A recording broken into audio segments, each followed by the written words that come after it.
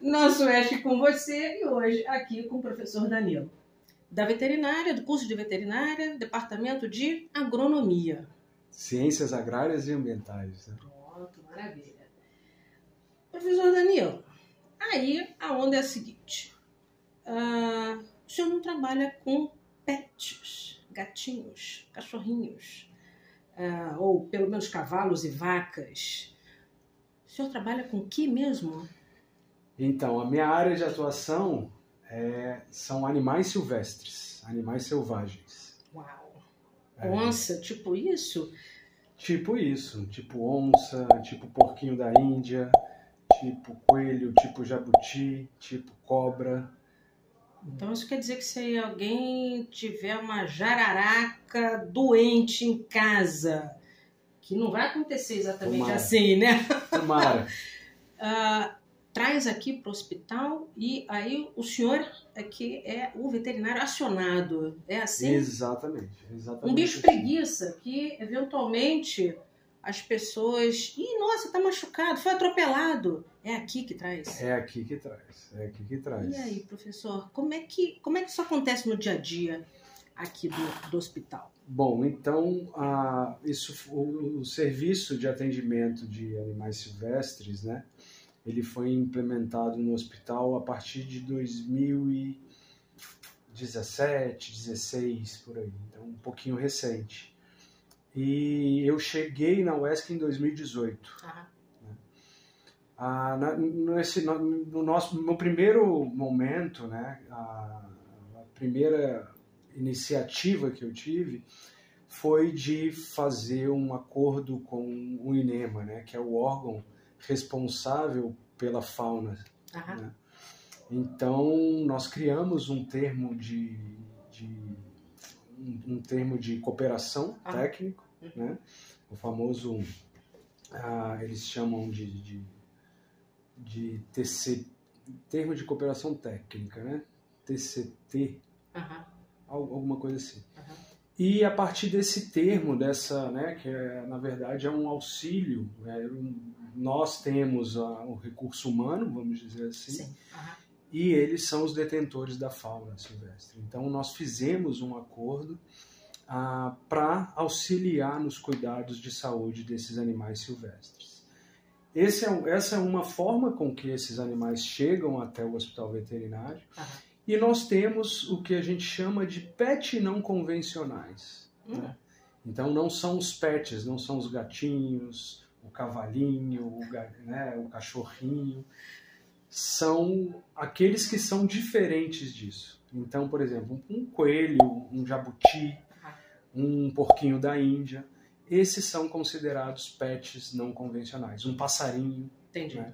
Então a gente tem duas formas de receber esses animais no hospital. Ou pela população, pelos tutores, que são donos daquele animal, ou pelo órgão ambiental responsável pela fauna. Professor, me surgiu uma dúvida aqui, fora do script, do roteiro. Uma pessoa, sei lá, do Salobrinho, da Sapetinga, ele pode ter uma preguiça de coleira em casa, ele pode ter um macaco prego. Eu gosto de macaco prego, o lustreco lá me deu. Pode ou não pode? Tá fora da lei ou tá tudo certo? Bom, então, não pode, né? Não pode. Mas nós temos alguns animais que são cedidos pelo órgão ambiental, né? No nosso caso aqui, o INEMA, eles são cedidos para cuidados de uma pessoa, por exemplo. Isso é legal, né? Claro que você tem que passar por um trâmite burocrático, você tem que fornecer um espaço adequado, uma alimentação adequada, né? Então você tem condição de legalizar o animal. Mas... Nosso Oeste, com você, se liga. Como é que as pessoas podem fazer isso de uma maneira legal, legalizada? Isso. A questão é que não é fácil isso, né? há um tempo atrás a gente tinha a figura do que a gente chamava de fiel depositário pelo IBAMA. O que era o fiel depositário? É essa pessoa que dá condição para o trabalho, né, para aquelas pessoas cuidarem do animal. Então, por esse caminho a gente consegue. Porém, essa figura do fiel depositário, ela foi meio que deixada de lado, porque existia um entendimento de que as pessoas estavam se aproveitando do fiel depositário para traficar esses animais. Deu ruim. Então, deu ruim. Então, hoje não é tão simples que isso aconteça, né? Entendi. Então, a gente tem esse problema. Professora, assim, novamente, né, saindo do script, tem sempre um esperto, assim, para fazer a coisa desandar para um lugar que não é legal. Tem. E agora, né, voltando ao script, e dentro da veterinária, né, como área de conhecimentos, como é que esse movimento começou? Porque, assim, quando a gente fala pet para o público em geral, aí vem o cachorro e o gato, né, primeira coisa. Mas eu imagino que isso, dentro da veterinária, já tenha começado há algum tempo. Opa, temos mais bichos do que né, boi, vaca. É super interessante, Thalita, essa sua pergunta, esse seu questionamento, porque na minha época, numa sala de 30 alunos, geralmente era um ou dois, ou às vezes nenhum, que se interessava por animais silvestres. E já se associava esse trabalho de animais silvestres com os zoológicos. Então, naquele momento, as pessoas achavam que iriam trabalhar dentro de um zoológico. E realmente lá atrás era isso. O nosso caminho era zoológico. Por exemplo, eu aprendi, né, muita coisa do que eu pude conhecer dentro dos animais silvestres, dentro do zoológico, que era onde os animais estavam. Mas um outro fator que movimentou isso foram os licenciamentos ambientais. Então precisava de fazer um resgate de fauna, de retirar um animal, de translocar um animal de um lugar para o outro, por conta de um empreendimento. Então precisou desse profissional, e isso vem numa crescente, né? Eu faço, né, essa enquete até hoje justamente para ver como anda esse avanço dos animais silvestres na veterinária.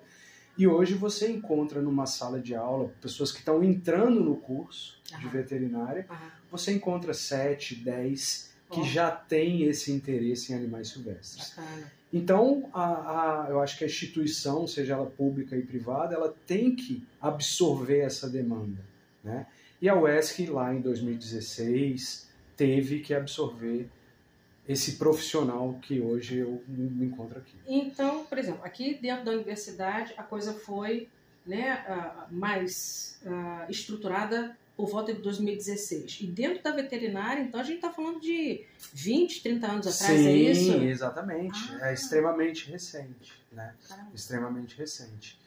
E o interessante é que a gente teve que aprender por nós mesmos, né? O que eu quero dizer com isso? Se a gente pegar o conjunto de animais silvestres, quem são os animais silvestres? A gente tem aves, répteis e mamíferos. Sim. Né? Então a gente tem que entender um pouquinho de cada um desses animais. Né? É um pouco complicado. Sim. E aí eu tô pensando nos peixes. Coitados. Sim, os peixes também. Os peixes também entram. E aí também, novamente... Também, anfíbios. Sim, pois é. E hoje o que a gente está tendo são profissionais dentro da veterinária que estão se especializando nessas áreas. Massa, entendi. Eu sou professora, né, da biologia, eu já dei aula de ecologia geral. Legal. Aqui para os meninos, né, que estão entrando na veterinária. E eu gosto de fazer esse link, né, entre várias áreas de biologia, várias áreas de meio ambiente. Isso, assim, até no pessoal da veterinária, eles precisam saber, assim, pelo menos o básico de biologia, o básico de ecologia, para eles poderem, eu acho que, transitar melhor, né, no objeto de estudo deles, né? Sim. Os peixes, os vertebrados de uma maneira geral e por aí afora. Massa. E quantos estudantes o senhor tem hoje em dia que estão efetivamente, né, trabalhando nessa área de animais silvestres? Então, por exemplo, a gente tem o NAPAS, né, que é o Núcleo de Atendimento e Pesquisa de Animais Silvestres, que funciona dentro do hospital, é o nosso núcleo, é o nosso setor.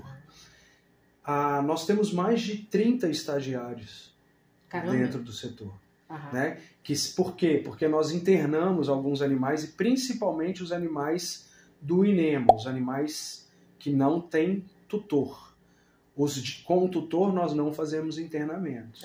Mas o sem tutor, é aquele animal da natureza, propriamente dito, esse às vezes precisa de ficar aqui, passar dias aqui. Então a quantidade de alunos envolvidos para alimentação, para limpeza, né, é muito grande. Então por isso que a gente precisa desse time grande, né? E se revezando, inclusive aos finais de semana. Uau! Uau! E aí são alunos tanto da graduação quanto da pós-graduação. Exatamente. Nós temos alunos envolvidos da pós-graduação que são já veterinários formados, com uma experiência dentro da área de silvestres, que tomam a frente, né, que me auxiliam no cuidado dos estagiários. Então, a gente tenta que sempre um desses veterinários esteja no setor e os estagiários passam por ali para aprender o manejo, alimentação, dieta, biologia, comportamento. Sim. Essa é a ideia. Sim. E aí, pelo que eu entendi, então, tem uma demanda de animais que vem do INEMA e também do público em geral. Exatamente, é isso? Exatamente. Professor, agora eu vou fazer uma pergunta para o senhor que sai um pouco do âmbito pode ou não pode, está na lei ou não está na lei.